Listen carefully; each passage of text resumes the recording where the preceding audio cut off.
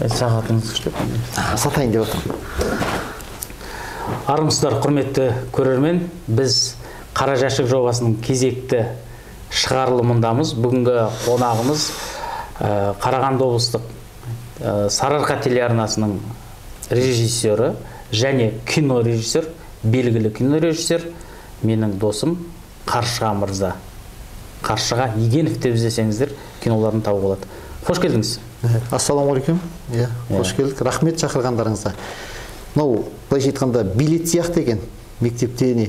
Мен өмір билет алып көрмегенмін. Жаңағы көбінесе сол анандай кез ғой, біз мектеп бітіріп жатқанда. Арпалысып жатты да, тура билет алатын күні бір жақта боламын, сосын өлері кезеңде болдық дейсіз ғой. Дегенмен енді бірінші рет билет алайын деп шығарылымды көрдіңіз алдындағы. Мұның ішінен 20 сұрақ тұр. Сізге қатысы бар, жалпылама сұрақтары бар. Сол 20-ның 10-ын алып жауап бересіз. Енді бір сұрақ аз болып қалды десеңіз, қосымша бір сұрақ алуға болады, немесе мен, немесе өзіңіз. Аз болды демей, мен қанағатшыл адаммын. Маған екеуі де жетеді. Тоқтаңыз. Қолыңызды сумаңдатай бермеңізші. Ал, жақсы. Ал, бісмілла. Мұна жағына қойып отырасыз ғой оққандарыңызды. Ал, жақсы. Анандай болатын сосын. Бұған жауап бермей-ақ қояйын деп. Ондай жоқ бізде. Енді бір қалжың ретінде қойылған сұрақ сияқты, сізді әйел басшылардың көңілін тез табады дейді. Осының сыры неде? Енді мен өзім, ол әйел басшы емес, мәселе ода емес. Енді өзімді былай не санайым? Мысалы, сізбен сөйлескенде де сіз деп сөйлесем, өйткені менің атам сондай болған екен. Жылқышы сондай кісі болған екен. Баламен де сіз деп сөйлеседі екен. Сондығымнан шығар деп ойлаймын енді кейде былай. Сыпайы сөйлескендігім шетінен шығар деп ойлаймын. Кез келген басшының тілін таба аласыз ба? Жоқ.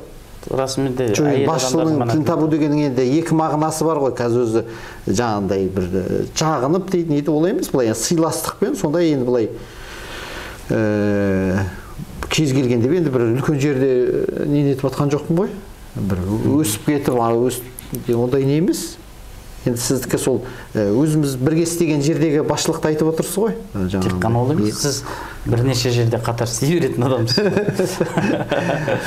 Сол қысқаша жауап. Сіз деп сөйлескеннің бірнеше шығар деймін. Өйткені білмеймін, сен деп үйдің ішіндегілерге ғана айта аламын енді. Былай сырттағыларға сен деп айтпаймын. Сол үйде де ренжіп жатады, сен немен мынау да сол бәрі сол қарызыңа құралған ғой. Енді бір мезгілде 2-3 жерде жұмыс істеп, 4-5 жерден тапсырыс алады екенсіз, қалай үлгересіз, істеген дүниеңіздің сапасы төмендеп кетпей ме? Енді тапсырыс аласыз деген енді бұл маған өз жағыма енді кішкене бір жарнама сияқты болып тұр. Тапсырыстар алады екен, заказ жасай алады екен деген сияқты. Енді видео өнімдерге бұл жерде видео өнімдерге тапсырыс болса қабылдай беремін. Сол 4-5 деген ол енді бір күндегі 4-5 емес қой. Ол бір аптаның ішінде мезгілге келеді ғой, дедлайн, яғни бір мезгілде келетін заказдар және бір мезгілде 2-3 орында жұмыс істеу қалай ол? Мына жұмыстың несі шықпаса, ана жұмыста да бір енді жалпы өзім анандай бір жұмыста бір нені істей бергенде кішкене не жалығып кетем. Мысалы ауылда сол айтымын. Мысалы картошка қазып атсам, картошканы тастаймын да анау жаққа барып сиырға шөп сап келем. Сосын мына жаққа келіп келем да қойдың астын тазалап кетем. Өйткені ананы бір нені ете берсем, сол кейінгі кезде де енді жаңағындай басқа да бір жақта да мысалы бір кітап оқып отырсам да, бір кітапты оқи бергеннен бір екінші бір жаңағындай бір үлкен бір шығарма роман оқып отырып, мына жақта бір одан кейін бір поэзияны оқып жіберсем, сода кішкене бір не сияқты, сол сияқты ғой, тапсырыста бір немен жүре бергенде, мысалы анамен кішкене ойыңызды қозғап кеп, екінші бір неге, енді біздің жұмыс сол идеялар ғой, енді соған бір пайдасы тимесе, зияны өзіме қатты тие қойған жоқ. Өйткені ол енді біз енді видео тапсырыс болғаннан кейін сол сапасы төмендеп кете қоймайды ғой. Өйткені үлгеруге тырысасыз, кәдімгі ояу жүресіз. Жан-жағыңыздағы жұмыс көп болған кезде адам өзі сергек, ояу болады. Ал енді бір жұмысты алып алып ұйықтай беру ол енді. Сосын бұның енді тапсырыстың несі де, көлемі де жаңағындай немене табысы да аз болғаннан кейін 4-5 аласыз ғой. көп болса біреуін алып құшақтап жатпайсыз ба бір ай. Сондай енді. Жақсы, екі сұрақтан құтылдыңыз. Осындай бір сұрақтар келіп жатса, мен өте жеңіл дейсіз ғой. Міне, өмірімдегі 3-ші билетім ашып отқан. Шыным. Өйткені мен оқуға түсер кезде де бізде қазір енді тапсырады ғой, ол да болмады. Не анау болмады, не мынау болмады. Енді қалай түстің оқуға сонда? Бір байтал берді ме әкеңіз? Оқуға анандай болды. Не деуші еді? Ол кезде билет болған жоқ кәдімгі. Ауызша тапсырып, сондай неде түсті. Өйткені енді кіріп атты да, содан кейін мен 3-ші билет. Неге үлкен экраннан көрсететін фильм түсіруге ұмтылмайсыз? Енді осы жүргенімнің бәрі ұмтылыс деп ойлаймын.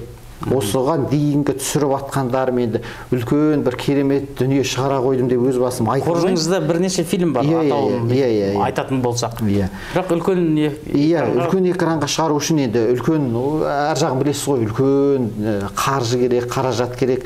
Енді бұндай қаражатта кездесе жатар. Енді адам өмір барда. Бар, араласатын орта бар.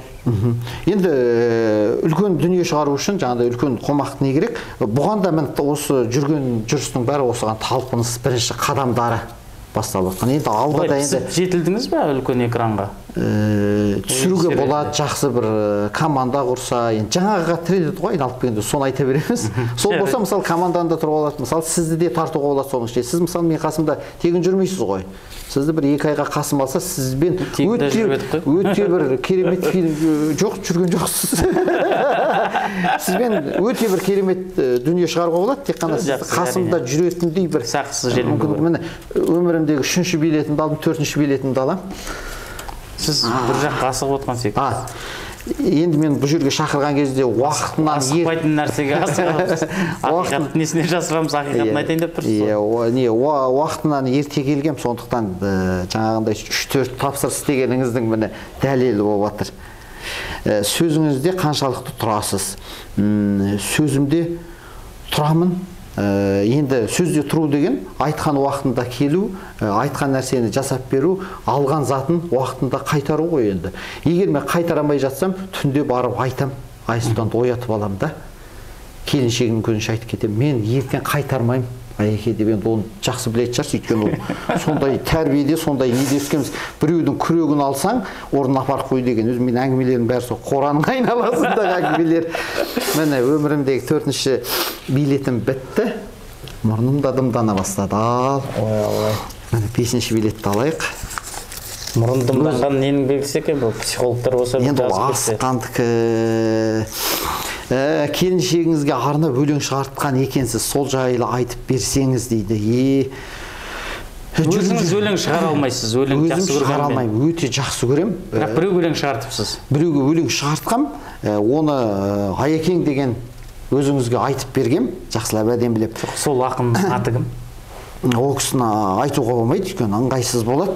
Сондықтан ол ол кісіге ғана емес, жүріп жүрген кезде бәрінде де болған шығар. Жақсы өлең көрсем болды, хат жазу үшін ғой, енді ол кезде сотка жоқ. Хат жазу үшін сол әдемі өлеңдердің әдемі тұстарын сол қызға келетін жерлерін жазып, сол хаттың ішіне қосып жібереді. Жаңағыдай гүл көрсем бұрын қарап тұрушы ем, сен үшін енді тергім келеді деген сияқты бір әдемі жерлер. Содан бір ақынға кезіктім. Содан ол ақын жазып берейін деді, соған маған айтты, енді данныйлар беруім керек қой, білеміз ғой, жаңа фильм жаса, анау бір еске алу сондай жасаған данный береміз ғой, сол сияқты келіншектің данныйын, 2-ақ данныйын білем, жаңағындай Сабина деген сіңілісі бар, Нұрбақыт деген подружка дос қызы бар. Соны бергем, сөйтсем жаңағы ақыным кішкене нетеді екен, қышқылдайды екен. Содан басында пивадан басталды, мен енді үйіп жатырмын ғой, қыздың көңілін табу. Жағдайын жасап жатырсыз ақынның. Күшті өлең шығу. Ең соңында ол ақын жаңағындай өзіме нете бастады, жаңағындай сен кет, мен өзім жазамын деп. Таңғы 5-те барып қарасам, ақын ұйықтап қапты, астында қағаз ғана қапты, шетінде менің жазуым тұр, жаңағы Нұрбақыт деген досы, Сабина деген сіңілісі деп сөйтсем жазыпсызды. Қыздың аты сол Назира болғантын соған. Әлде Назира ғой сол. Ақылдас сен Нұрбақытпен ақылдас сен Сабинамен ақылдас деп. Сол жайлы өлең ғой енді. Оқып бердіңіз да ол өлеңді? Жоқ. Просто сол ақыл ретінде қабылдадыңыз ба? Жоқ, солай қалды ғой. Жоқ, оны қай жерін жазасың? Ақылдас деген ол несі ол? Ақылдасыңыз ғой, түбі бәрібір. Жоқ, оған жазған ғой ақылдас деп. Енді ақылдасқан шығар, енді ақылдасқаннан кейін келген ғой маған деп. Сол міне өмірімдегі 5-ші сұрағыма бісмілләде жауап бердім. Мен мынау 6-шы сұрақ. 5-ші сұраққа 5-ші скороспен кірдіңіз. Ал кеттік. Алаяқтарға алданып көрдіңіз бе? Енді алаяқ деген ол енді адам ғой, енді адам алаяқтарды айтасыз ғой. Алданып көрдім, ол адамның бәрі алданады. Сол бұған қысқаша ғана жауап беру керек. Ол алаяқтарға алданба деп ақыл айтудың өзі ол не? Өйткені ол қасыңда отырады алаяқтар өзі.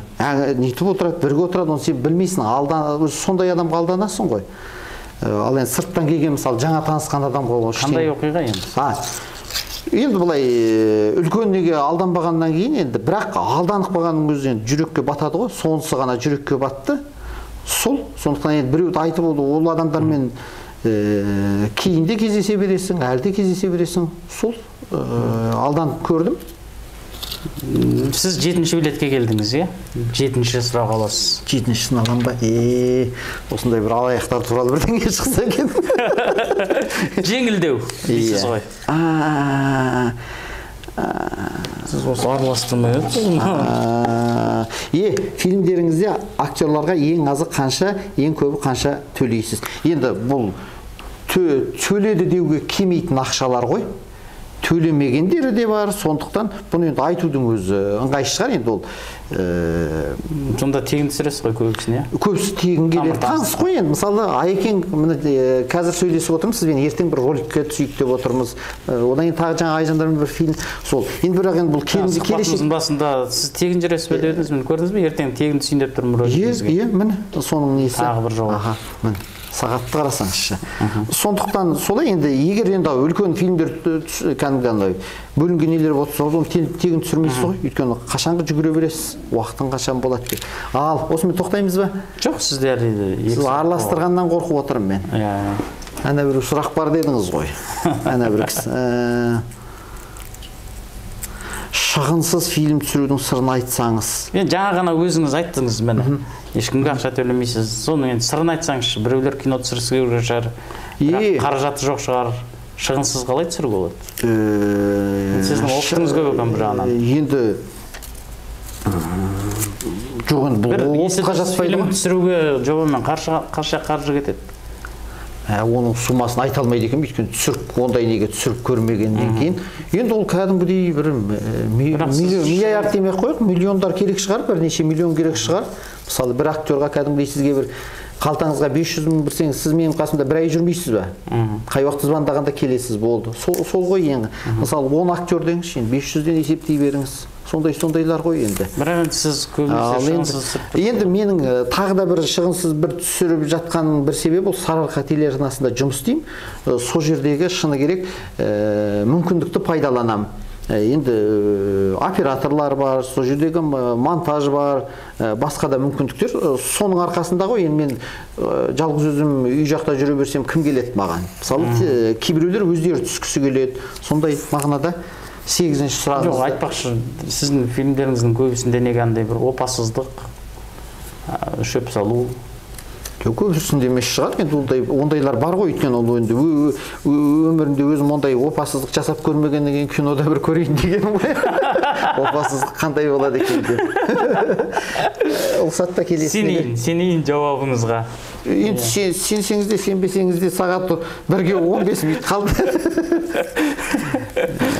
Бұл енді тағы да бір айта кету керек, бір керім жаңа асқан себеп. Сарыарқа телеарнасында сағат 1-де жаңалықтар бар. Сол жаңалықтарды көресіздер, соған асығып отырмын. Енді мен қазір мына немді көрсе, жайнамазбен доссыз ба? Әрине доспын. Жайнамазым қасымда, көлігімнің ішінде жатады. Ал енді намаз оқу туралы анауда немене бірде оқып, бірде ол енді жұмыстың, съемканың барасында болып жатады. Өзі анау қазақта айтады ғой, ораза намаз тоқтықта дейді. Сондықтан тоқ екенімізді жаңағыдай тойып жүргенімізді білдіру үшін жаңағыны тастамау керек.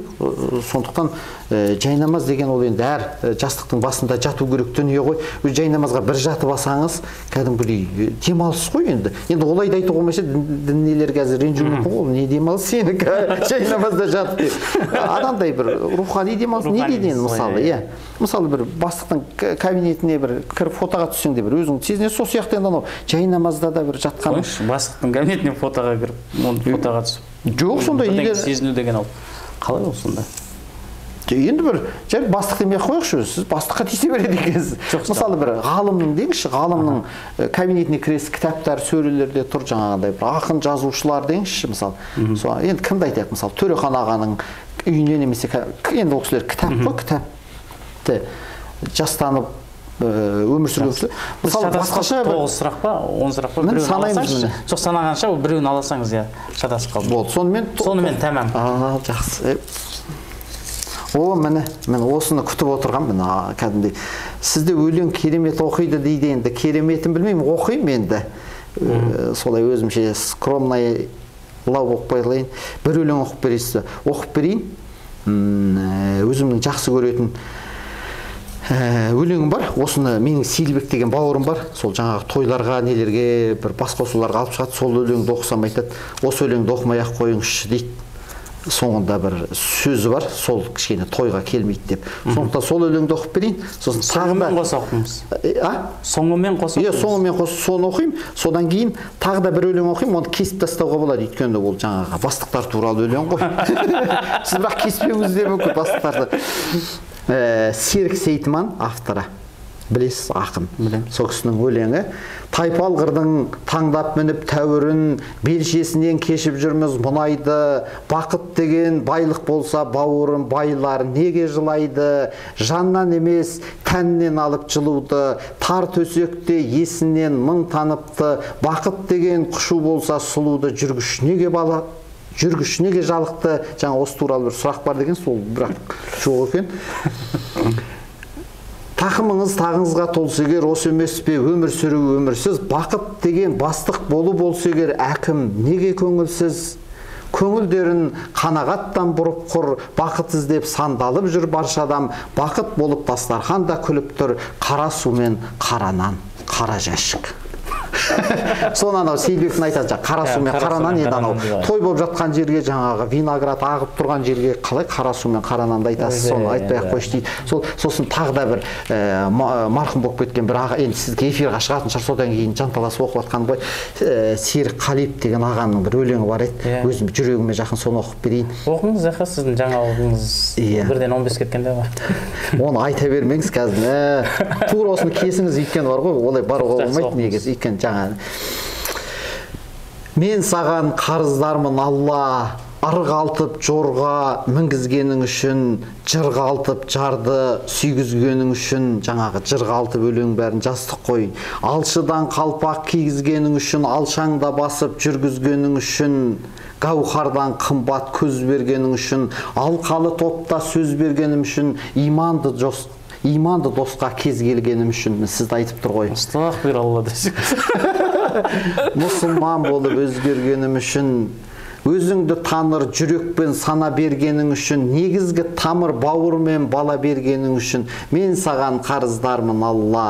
Табынам, Алла, бағынам, құлшылықтарын құлыңның, Алла. Жаңағы сұрағыңыздағы жай намазда оқылатын өлең ғой. Сосын жаңағы бастық туралы өлең, енді бұл Қайнар Алагөзовтікі. Сіз анау 1 теңге беріп жырлап, 1000 теңге беріп тоқтата алмайтын адамдардың қатарынан екен. Жаңа анау ақша, теңге туралы айтып жатсыз ғой, мына сұрақтардың бәрі соның ішінде ғой. Қайнар Алагөзовтің өлеңі, атын білмеймін, жазып алғам, жаттап алдым. Сүйіп теңгені көтерген жұрттар биік кеудені, біздің ауданның барлық әкімі, ертегілердің кейіпкерлері, сөйлейін енді күш алып менде, отыра бермей тұсалып төрде, 300-ді тонап желаяқ әкім жеткізбей кетті ау шәріптерге, көл таусар әкім көлді ішіп кетті, көлде қалмады ғой қазір. Сарқытын ішіп оң күшіп кетті, орнына қаңбақ шал келіп еді, ұзақ отырмай олды шүп кетті. Маңдайым тау мен тасқа да тиді, айтайын деп ем астана тыйды.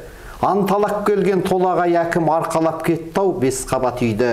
Байлық пен билік жалған десе де, одан да қиын қалған көшеде, биік мінберден зейнетке шықты, мыстан кемпірде алдар көседе. Сеніп келеміз ертегісіне, төзіп келеміз жертебісіне. Бұл бірақ біздің ауданға жатпайды. Қайнар Алакөзіп деген ақынның ауданының. Біздің ауданда ондай кейбірлер үй арқалап кететіндер, жұмыстан кемпірлер жоқ дейсіз ғой? Жоқ.